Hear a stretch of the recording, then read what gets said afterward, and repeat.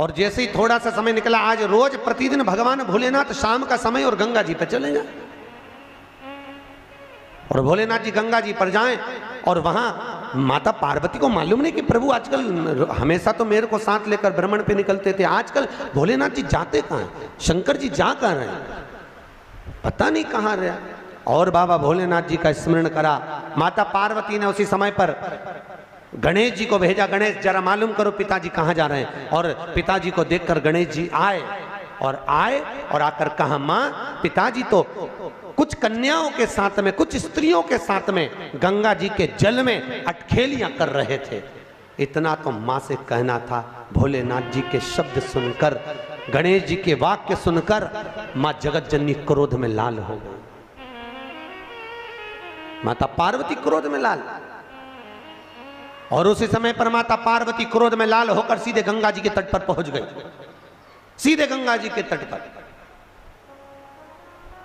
और गंगा के तट पर माता पार्वती जब पहुंची और जगत जननी ने देखा 5 स्त्रियों के साथ में, 5 कन्याओं के साथ में भोलेनाथ पानी से क्रीड़ा कर रहे हैं। कभी शंकर भगवान उन पर पानी फेंके, कभी वो कन्या इन पर पानी फेंके, कभी शिव पानी फेंके। इतने में माता पार्वती क्रोध में लाल होकर बोली, भोलेनाथ। जैसे भोलेनाथ जी को आवाज दी, शंकर भगवान जल क्रीड़ा करते हुए खड़े हुए और खड़े होकर बोले, क्या बात है पार्वती, इतना क्रोध क्यों करती हो? पार्वती बोली, भोलेनाथ ये स्त्रियां कौन, ये नारियां कौन है? मैं एक पतिव्रता धर्म का पालन कर रही हूं और आप इन स्त्रियों का संग कर रहे हो। होता है कभी कभी, एक पति अपनी पत्नी को रोज धमकी देता था, तू मेरे से सही से रिया कर। भगवान कृष्ण की 16,108 रानियां थी, मैं दूसरी शादी कर लाऊंगा। बेचारी पत्नी बड़ी दुखी रहती थी। एक बार हमारे यहाँ कथा में आई कि गुरुजी मेरा पति रोज धमकी देता है, मैं क्या करूं? मैंने पूछा क्या धमकी देता? कि हमेशा बोलता है भगवान कृष्ण की 16,108 रानियां, मैं दूसरी शादी कर लाऊंगा, तू मेरे से अच्छे से रिया कर। तो मैंने कहा वो तुझे धमकी देता है तो तू भी दे दे, कि द्रौपदी के 5 थे, तू क्यों?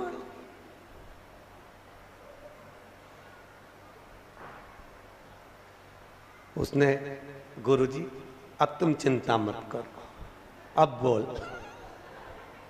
और दूसरे दिन फिर बोला, भगवान कृष्ण की 16,108 रानियां मैं दूसरी कर लाऊंगा। इतने में जूड़ा बांधती बांधती, देखना माताएं जब झगड़ने जाती है, लड़ने जाती है, जूड़ा बांधती। क्यों? क्योंकि मेरे हिसाब से ये जूड़े से एनर्जी मिलती होगी लड़ने की, पावर। अच्छा, पड़ोसन से 3-4 बार लड़ेगी ना तो 3-4 बार इसका जूड़ा खुलेगा, फिर बांधती बांधती बोल तो जरा बोल, मतलब एनर्जी, पावर, पावर है। होता है।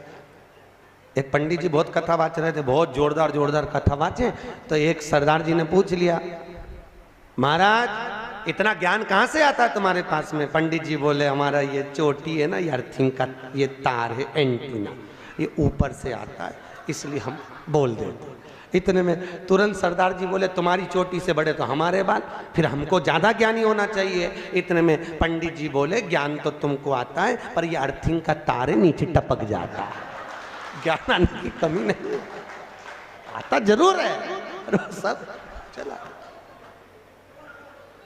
आया, मना नहीं है। तो भैया कभी ना बोले।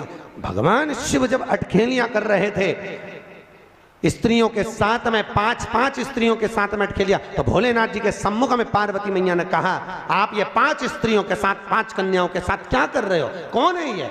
मैं एक पतिव्रता धर्म का पालन कर रही हूं और तुमने ये क्या करा? भोलेनाथ जी ने कहा, पार्वती मौन होइए। पार्वती को क्रोध आया, केश माता पार्वती ने खोले। भगवान भोलेनाथ को लगा ये इन कन्याओं को मार देगी। तब भगवान शिव ने कहा, पार्वती चुप हो, ये मेरी 5 बेटियां हैं, ये मेरी 5 पुत्रियां।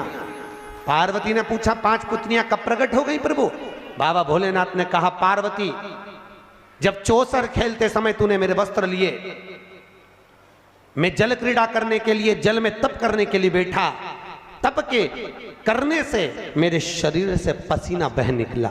उस पसीने से 5 धाराएं प्रकट हो गईं। उस 5 धारा से गंगा जी की गोद से मेरी ये 5 बेटियां प्रकट हुई है। पहली जया, दूसरी विषहरा, तीसरी शामली बारी, चौथी देव और 5वीं दोतली। ये 5 कन्या शंकर जी की 5 बेटियां। उसी समय पर माता पार्वती ने गंगा जी के जल को हाथ में लेकर कहा, गंगा तू मेरी बहन है, मेरे गर्भ से तो संतान नहीं हुई, पर तूने मेरे बच्चों को पाला पोसा बड़ा किया, इसलिए तेरे घाट पर आने वाला व्यक्ति शंकर जी के साथ तेरा स्मरण करेगा और जो हर हर गंगे बोलेगा, गंगा उसको तेरे स्नान का पुण्य घर बैठे मिल जाएगा। हर हर गंगे बोलो जम के। केवल गंगा के साथ उसी दिन से हर हर शब्द जुड़ गया और जिंदगी हो गई आपकी बोलते बोलते। आपको अभी तक नहीं मालूम होगा कि हर हर गंगे क्यों बोलते। भैया शिव महापुराण में एक एक संवाद है। चावल क्यों लगाना चाहिए, शिव जी को कंकु क्यों नहीं लगाया जाता, शंकर को कुंकू नहीं लगता, रोली नहीं लगती, क्योंकि भगवान शंकर जब एक बार बैठे थे तो एक भगत ने शिव जी का कुंकू अभिषेक कर दिया था। कुंकू अभिषेक करा, इतने में माता जगत जननी जगदम्बा उसी समय पर आ गई। पार्वती ने शंकर जी के ऊपर से रक्त की धार जब बहते हुए नीचे आई, भोलेनाथ जी के शरीर से रक्त बहता देखकर माता पार्वती को क्रोध आ गया। पार्वती ने उसी समय पर श्राप देना चाहा। शिव जी ने कहा, पार्वती उसने कुंकू अभिषेक करा है और तू श्राप दे रही है। पार्वती ने कहा, मैं जान नहीं पाई, पर भोलेनाथ आपसे वचन देती हूं कि आज के बाद आपके शरीर पर यह रक्त ना देखूं। इसलिए आज तक शंकर जी के शिवलिंग पर कभी कंकु नहीं चढ़ाया जाता, कुंकू नहीं चढ़ाया। शिव जी को चंदन चढ़ेगा, हल्दी चढ़ेगी, अष्टगंध चढ़ेगा, गुलाल चढ़ेगी, अबीर चढ़ेगा, पर कुंकू शंकर को कुंकू नहीं। जैसे अधिक मास के महीने में, अभी जो अधिक मास आ रहा है ना, आपके लिए तो लाभदायक है, समझ लो ये कथा। अधिक मास के महीने में जैसे पहले दिन का अधिक मास होता है, ऐसे 5वां दिन का जो अधिक मास होता है, पंचमी तिथि का, पंचमी तिथि का अधिक मास, शास्त्र कहता है कि जिसके घर में संपदा की कमी हो, पैसा आ ही नहीं रहा हो, सब दूर उलझ गया हो, बहुत टेंशन चल रहा हो, 3 साल में एक बार अधिक मास आता है। अधिक मास की पंचमी तिथि के दिन गन्ने का रस, गन्ने का रस जानते हो, ईख का रस, गन्ने का रस तुलसी जी के क्यारे में हाथ में लेकर 7 बार अपना नाम और गोत्र बोलकर छोड़ दो। जिंदगी में 3 साल में तो करोड़पति बनकर बैठ जाओगे, कभी लक्ष्मी की कमी नहीं आ सकती। अगला अधिक मास आएगा तो तुम तैयारी में बैठे रहोगे कि फिर पंचमी तिथि आए, फिर मैं गन्ने का रस डाल। केवल अधिक मास में होता है, अधिक मास के सिवा नहीं कर सकते, केवल अधिक मास, अधिक मास के अंतर्गत करें। और आपको तो मौका मिल रहा है, ज्येष्ठ का अधिक मास है इस साल, बड़े प्रेम से आनंद में। अधिक मास का महीना भगवान शिव के स्मरण का माह, ठाकुर जी के भजन का महीना, भगवान नारायण के लाड़ लड़ाने का महीना। खूब प्रेम से भजन करो,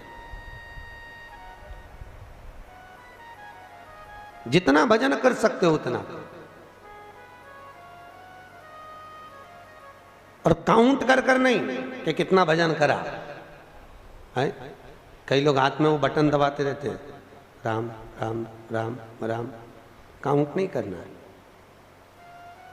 कर लो जितना कर सकते हो। अधिक मास के महीने में जितना पुण्य कमा सकते हो कमा। भजन चित्त धरी। आज शिव महापुराण की कथा कहती है, माता पार्वती के सम्मुख में 5 कन्याओं को देखकर गंगा जी के सम्मुख में जब बात प्रसिद्ध करी, तब माता पार्वती से शिव जी ने कहा, ये मेरी 5 बेटियां हैं। पार्वती जी ने 5 को गले से लगाया। भगवान भोलेनाथ बोले, पार्वती ये जल की तरंगों में प्रवाहित होने के कारण इनका शरीर सर्प की आकृति में रहेगा। सर्प की आकृति।